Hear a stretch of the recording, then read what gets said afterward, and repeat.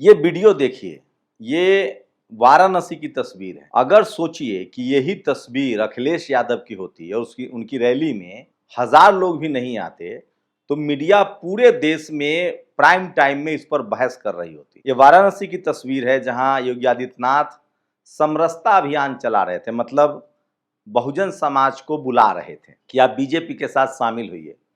1000 लोग भी नहीं थे, सिर्फ खाली कुर्सियां हैं। कोई टीवी अखबार आपको दिखाएगा, इसीलिए टीवी अखबार गोदी मीडिया कहलाता है। मैं तो उसको जातिवादी मीडिया कहता हूं। सोचिए, रांची में मुट्ठी भर प्रदर्शनकारी हैं और वो भी तब सड़कों पर निकले हैं जब इस देश का जेनजी सड़कों पर निकला, सरकार से सवाल पूछने लगा। तब बीजेपी को याद आया कि अरे, हम पंजाब वालों के खिलाफ क्यों नहीं आंदोलन कर रहे हैं, हम झारखंड में क्यों नहीं आंदोलन कर रहे हैं, इससे पहले किसने रोका था आंदोलन करने से।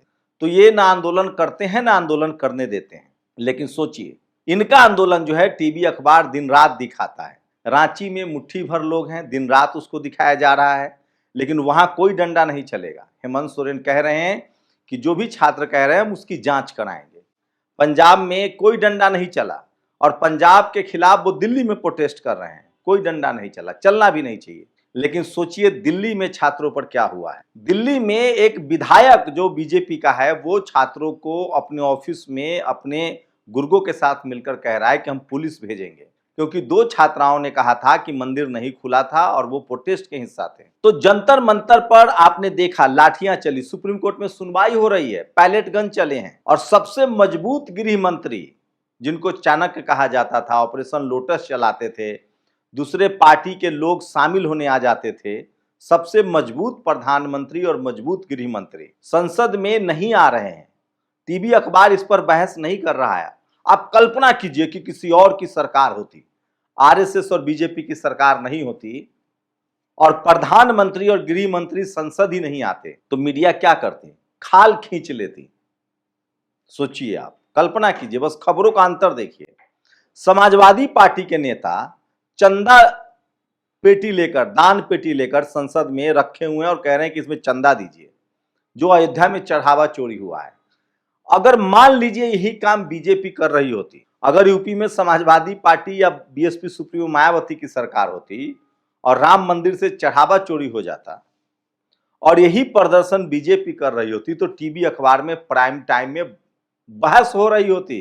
आपको देखा टीवी अखबार पर एक खबर, और ऐसा नहीं है कि खबर दिखाने वालों के साथ क्या हो रहा है। ये अभिषेक उपाध्याय हैं, पहले टेलीविजन के पत्रकार थे, आज भी हैं, आरक्षण विरोधी हैं। कुछ हालात ऐसे बने कि नौकरी चली गई, उसके बाद सोशल मीडिया पर आए और सरकार से सवाल पूछ रहे हैं, फिर से एफआईआर हो गया है। मैं फिर कह रहा हूं, इसीलिए रेड माइक के पत्रकार ने कहा था कि मैं शुक्ला हूं, ब्राह्मण हूं, इसलिए मैं सरकार से सवाल भी पूछ लेता हूं। आप कल्पना कीजिए कि अभिषेक उपाध्याय के जगह कोई अभिषेक जाटव, कोई अभिषेक महतो, कोई अभिषेक मौर्य पत्रकारिता नहीं कर सकता है। ये देखिए, ये 4 PM के पत्रकार हैं, ये भी ब्राह्मण समाज से हैं। ये जो 4700 करोड़ की लागत से जो हाईवे का अभी गडकरी जी ने उद्घाटन किया था, वो टूट गया, उस पर ये सवाल पूछ रहे हैं। इस पत्रकार के जगह कोई दलित पिछड़ा हो जाए तो उसको जेल में डाल देंगे, मारेंगे, पीटेंगे। ये है इस देश की हकीकत। इस देश में पत्रकारिता भी सरकार से सवाल पूछने के लिए आपको जनरल कैटेगरी का होना जरूरी है। आप दलित, पिछड़े, किसान, आदिवासी, अल्पसंख्यक है तो आपको जेल में डाल दिया जाएगा। यूपी में सबसे पहले जेल में डाला गया प्रशांत कनौजिया को, जो दलित समाज के पत्रकार थे, आईएमसी का पास आउट, शानदार अंग्रेजी, शानदार पत्रकार, द वायर से लेकर कहां कहां काम कर चुके थे। यूपी में एक जेल में डाला गया नमक रोटी खिलाने वाले पत्रकार को, वो पिछड़े समाज के पत्रकार थे। और सोचिए आज भी वही स्थिति। तो मीडिया का दोहरा चरित्र देखिए। जो इक्का दुक्का ईमानदार पत्रकार है जो सरकार से सवाल पूछ रहा है, उसको भी जनरल कैटेगरी का है, तब तो वो पत्रकारिता कर सकता है। लेकिन दलित पिछड़ों के लिए तो मनाही है, मतलब पत्रकार भी आप नहीं बन सकते हैं। लेकिन मैं फिर कह रहा हूं, इस देश के तमाम अल्पसंख्यक, दलित, पिछड़े, किसान, आदिवासी, अल्पसंख्यकों से डर खत्म कीजिए और बोलना शुरू कीजिए। ये डर तभी तक है जब तक आप नहीं बोल रहे हैं। और सोचिए, संसद में प्रधानमंत्री और गृह मंत्री नदारद हैं, आ ही नहीं रहे हैं। दिल्ली वाले सवाल पर कांग्रेस सवाल पूछ रही है, दिल्ली लाठीचार्ज पर, कि पैलेट गन चला। विपक्ष सवाल पूछ रहा है कि आंसू गैस के गोले छोड़े। किसके कहने पर पैलेट गन चला? सरकार कह रही है, संबित पात्रा कह रहे हैं कि पैलेट गन एसडीएम मजिस्ट्रेट या डीएम के कहने पर चलता है। तो लोग सवाल पूछ रहे हैं, तो फिर राम मंदिर आंदोलन के दौरान जो गोली चली थी कार सेवकों पर, उसके लिए मुलायम सिंह दोषी कैसे हो गया? उस समय भी तो ऑर्डर मजिस्ट्रेट, डीएम या एसडीएम ने दिया होगा, और उस समय के डीएम नृपेंद्र मिश्रा थे वहां, जो सरकार के लाडले हैं। तो मैं फिर कह रहा हूं, बहुजन समाज के सरकार को क्या बदनाम करने की भी साजिश होती है? यह समझ में आना चाहिए। तो मैं फिर कह रहा हूं, दलित पिछड़े अगर सत्ता में हो तो सावधान होना चाहिए। लेकिन यही गलती सम्राट चौधरी से हो रही है बिहार में। वो बीजेपी के नेता हैं, वो नया संघी बनने के फिराक में है, और उनकी पुलिस 47 से गोली चला रही है। अभी उन्होंने दलित पिछड़ों का एनकाउंटर किया, एक कुशवाहा का एनकाउंटर हुआ था, एक ओबीसी का। लोग चुप रह गए, पुलिस का मन बढ़ गया। एक ब्राह्मण समाज भरत तिवारी का एनकाउंटर हो गया। उसके बाद मुख्यमंत्री को सफाई देनी पड़ी, ज्यादा प्याज खा लिए थे। मैं फिर कह रहा हूं, सम्राट चौधरी जी, आप पिछड़े समाज से आते हैं, आप जो करेंगे वो आपको भरना पड़ेगा।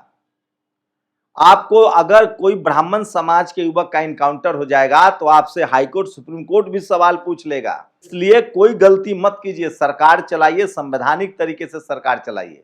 तो सोचिए, सारे सवर्ण पत्रकार, टीवी, अखबार हेमंत सोरेन के खिलाफ जो प्रदर्शन हो रहा है उसको दिखा रहे हैं, लेकिन जो बीजेपी आरएस के खिलाफ प्रदर्शन होता है उसको नहीं दिखाते। पहले जब बीजेपी सत्ता में नहीं थी तब मीडिया कांग्रेसी मीडिया होती थी, बाबा साहब उसको कांग्रेसी मीडिया कहते थे। और जब से बीजेपी सत्ता में आ गई है, मीडिया जो है वो सिर्फ बीजेपी और आरएसएस की मीडिया है। अब तो जनरल कैटेगरी के दूसरे मुख्यमंत्री को भी कटघरे में खड़ा करते हैं। ममता बनर्जी को सत्ता से बाहर कर दिया, अब हेमंत सोरेन की बारी है। कांग्रेस के खिलाफ उतने आक्रामक नहीं है, कांग्रेस के पास थोड़े पत्रकार हैं, लेकिन सोचिए, दलित पिछड़ों के साथ बिल्कुल पत्रकार नहीं होते उनकी पार्टियों के साथ। हेमंत सोरेन के बैकअप में कोई नहीं आएगा, धज्जियां उड़ा दी जाएंगी उनकी। भगवंत मान के पक्ष में कोई नहीं आएगा, धज्जियां उड़ा दी जाएंगी, क्योंकि वो भी अल्पसंख्यक समुदाय से हैं। मैं इसीलिए कह रहा हूं, इस देश में जातिवाद का जड़ इतना गहरा है जिसकी आप कल्पना नहीं कर सकते हैं। और टीवी, अखबार जातिवाद का वो अंतिम किला है, अभेद किला है, जहां आज भी दलित पिछड़ों की एंट्री नहीं है। आप सोचिए, योगी आदित्यनाथ की इटावा की रैली की ये वीडियो देखिए, योगी आदित्यनाथ के वाराणसी की तस्वीर ये देखिए, लोग ही नहीं है। अगर यही अखिलेश यादव या मायावती जी की रैली होती, मुख्यमंत्री छोड़ दो, ये तो योगी आदित्यनाथ मुख्यमंत्री हैं, वो मुख्यमंत्री नहीं होती, वो नेता विपक्ष होती, या अमूमन बीएसपी रैली कर दे और लोग न जुटे तो टीवी, अखबार पर बड़ी बड़ी हेडलाइनें चलेंगी। समाजवादी पार्टी की रैली हो, लोग न जुटे तो बड़ी बड़ी खबरें चलेंगी। आरजेडी की रैली हो, लोग न जुटे तो बड़ी बड़ी खबरें चलेंगी कि देखिए इन लोगों के पास तो लोग ही नहीं है।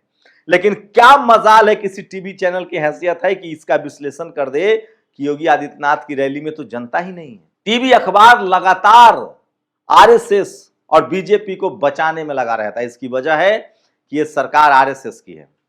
आप कल्पना कीजिए, जब पहले संसद चलता था, विपक्ष महीना महीना संसद को जाम कर देता था। कोयला घोटाला में मनमोहन सिंह सुप्रीम कोर्ट से बरी हो गए, 2G घोटाला, 3G घोटाला में कुछ नहीं निकला। ये सीएजी का विनोद राय जनरल कैटेगरी का एक ऑडिटर थे, सब इन्हीं का किया धरा था। 3 लाख करोड़, 4 लाख करोड़ का झूठ फैलाया गया। अखिलेश यादव के 56 एसडीएम का झूठ फैलाया गया। मायावती के तमाम जो लखनऊ और ग्रेटर नोएडा को उन्होंने सुंदर बनाया, उस पर झूठ फैलाया गया। तब सुप्रीम कोर्ट, हाई कोर्ट भी संज्ञान लेता था। आज सोचिए कोई संज्ञान लेने वाला है? याचिका डालने के बाद भी अब जाकर सुप्रीम कोर्ट में सुनवाई हो रही है, देखिए क्या होता है। लेकिन मैं फिर कह रहा हूं कि इस सरकार के साथ ऐसा लगता है जैसे देश की सारी संवैधानिक संस्थाओं में चुप्पी छा गई है, कहीं से कोई आवाज नहीं उठ रही है। बच्चों को पैलेट गन से मारा गया है।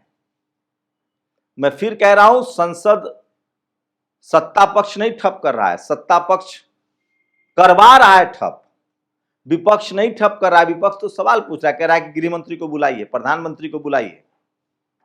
जैसे दिल्ली में, और सोचिए देश भर में इस तरह के हालात आ रहे हैं, लेकिन बिना विरोध के प्रदर्शन के अब काम ही नहीं हो रहा है। राजस्थान में देखिए बच्चियां प्रदर्शन कर रही हैं, अल्फा। बिहार के गया में बच्चियां सड़क पर प्रदर्शन करने लगी, उनके स्कूल की हालत खराब है। देश भर में अब लोगों को लगा है कि प्रदर्शन करना ही पड़ेगा।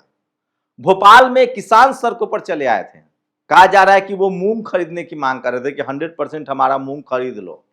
नारे लग रहे थे कि विधायक खरीदोगे मूंग नहीं खरीदोगे। तो सोचिए, टीवी अखबार के न दिखाने के बावजूद सोशल मीडिया की वजह से इस देश के आम आदमी खबर समझने लगे हैं और वो देश के हितों को समझने लगे हैं। और अब कम लोग बच गए हैं जो ये कह रहे हैं कि प्रधानमंत्री से सवाल पूछना देश से सवाल पूछना है। इस देश के जेएनजीओ ने आंखें खोल दी है लोगों की, डर भी खत्म हुआ है। लेकिन सोचिए, जिनको पैलेट गन लगा है, जिनके पैर टूटे हैं और जिनको आज भी परेशान किया जा रहा है, सरेआम देश की राजधानी दिल्ली के कनॉट पैलेस में ये 3 शख्स मैं आपको दिखा रहा हूं। ये सत्यम पंडित जिसने मारपीट की, ये स्वतंत्र भारद्वाज जो लोगों को मारता है गिरोह के साथ, और ये एक शख्स है जो ठाकुर है, इसका क्या नाम है, पूरा नाम नहीं बता पा रहा हूं मैं। इस पर कई मामले हैं, यूपी से इसको तड़ीपार भी किया गया था। ये लोग सरेआम दिल्ली पुलिस के सह पर, ये स्वतंत्र भारद्वाज ने एक दलित समाज के युवक को जंतर मंतर पर मारा था, पुलिस इसको ले गया, बाद में इसको छोड़ दिया गया। ऐसे तमाम मामले सामने आ रहे हैं, लेकिन टीवी अखबार में इस सरकार से कोई सवाल नहीं पूछा जाएगा। सोचिए, चंदा चोरी का ये मामला, चढ़ावा चोरी का ये मामला अगर बीजेपी उठाती, और जिस तरह से समाजवादी पार्टी के 37 सांसद इस मामले को उठा रहे हैं, क्या ये टीवी पर प्राइम टाइम शो में डिबेट नहीं होता, बहस नहीं होती? और सपा की सरकार होती तो उसकी खाल नहीं खींच ली जाती, बीएसपी की सरकार होती तो मीडिया उसकी खाल नहीं खींच लेती। और मान लीजिए कि यही सरकार कांग्रेस की होती, कपड़ा बदलने पर गृह मंत्री का इस्तीफा होता था इस देश में। लेकिन हमारे गृह मंत्री और प्रधानमंत्री संसद ही नहीं आ रहे हैं। लेकिन मेरा सवाल है कि टीवी पर बहस नहीं हो रही है। तो मैं फिर कह रहा हूं, इस देश के लोकतंत्र के लिए, डेमोक्रेसी के लिए और जनता के अधिकार अगर छीने जा रहे हैं, स्कूलों में पानी नहीं है, स्कूल बंद हो रहे हैं। आपने देखा फतेहपुर में स्कूल की क्या हालत है, आपने देखा।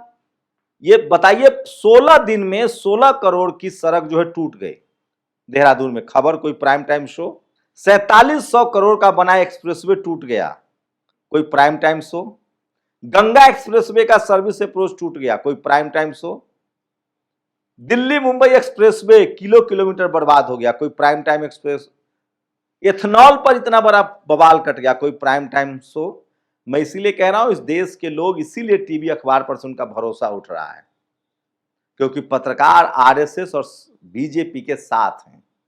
वो सभी सत्ता के साथ नहीं है, इसलिए गोदी मीडिया मत कहिए। अगर वो हर सत्ता के साथ होते तो भगवंत मान के खिलाफ खबरें नहीं चलाते, हेमंत सोरेन के खिलाफ खबरें नहीं चलाते।